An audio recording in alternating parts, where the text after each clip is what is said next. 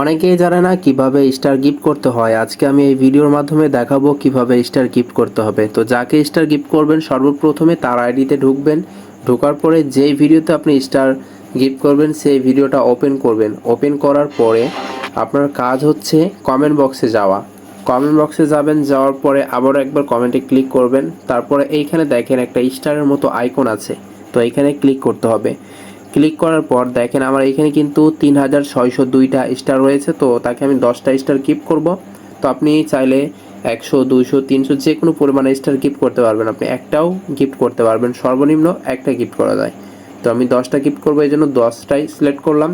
Select করার পর আপনি চাইলে এখানে কিছু কমেন্ট লিখে দিতে পারেন। আমি একটা কমেন্ট লিখে দিচ্ছি। লেখার পরে এখানে দেখেন ডান পাশে একটা অ্যারো বাটন আছে সেন্ডের, তো এখানে ক্লিক করলে এখানে দেখেন পোস্টিংয়ের একটা অপশান রয়েছে। পোস্টিং হচ্ছে কিছু সময়ের মধ্যেই স্টারটা এখানে চলে যাবে, এই যে দেখেন।